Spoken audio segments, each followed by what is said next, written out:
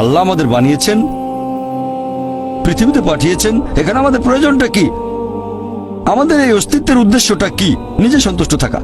আর আমাদের নবী মুহাম্মদ সাল্লাল্লাহু আলাইহি ওয়াসাল্লাম বলেছেন, এটা আছে সহিহ বুখারীতে খণ্ড নম্বর 8 হাদিস নম্বর 447, নবী বলেছেন, যদি কারো কাছে একটা পর্বত সমান স্বর্ণ থাকে, সেরকম আর একটা চাই। যদি কারো কাছে এক পাহাড় স্বর্ণ থাকে, তারপরেও সে আরেকটা স্বর্ণের পাহাড় চাই। আর সর্বশেষে তার মুখগহ্বর পূর্ণ হয় কবরের মাটি দিয়ে। সে যত ধনী লোকই হোক, হয়তো সে পৃথিবীর মধ্যে সবচেয়ে ধনী লোক, তারপরও সে আরো বেশি সম্পদ চায়। মানুষ সন্তুষ্ট হয় না, বেশিরভাগ মানুষ কখনো সন্তুষ্ট হয় না।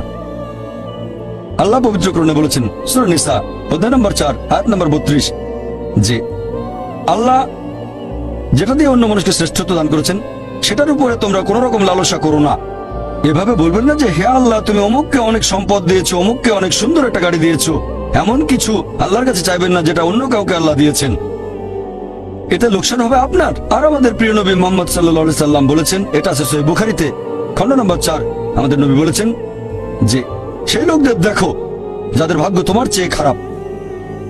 সেই সব লোককে দেখো না যারা তোমার চেয়ে বেশি ভাগ্যবান। তা না হলে তোমরা আল্লাহ তাআলাকে স্মরণ করায় অবহেলা করতে পারো, তা না হলে প্রতিপালকের প্রতি অকৃতজ্ঞ হয়ে যেতে পারো। তাহলে নবী বলেছেন, তাদেরকে দেখো যাদের ভাগ্য খারাপ।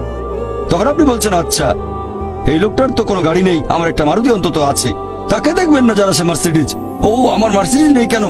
ওই লোকের গাড়ি নেই, আমার তো একটা আছে। আপনি আল্লাহকে ধন্যবাদ জানাবেন।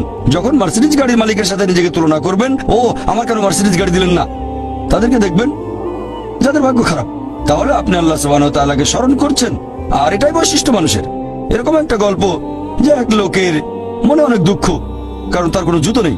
তারপরে সে একটা লোককে দেখলো যার একটা পাই নেই। লোকটা অভিযোগ করতো আল্লাহর কাছে যে জুতো নেই, আল্লাহর কাছে অভিযোগ করতো আমার কোনো জুতো নেই। তারপর সেই লোকটাকে দেখলো যার একটা পা নেই। তখন সে আল্লাহকে ধন্যবাদ জানালো, আমার অন্তত দুটো পা আছে।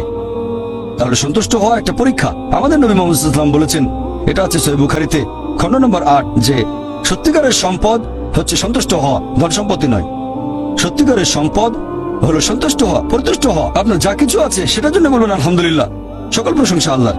তাহলে হবেন সত্যিকারের মুমিন, হবেন সত্যিকারের বিশ্বাসী, হবেন সত্যিকারের মুসলিম, সন্তুষ্ট থাকবেন।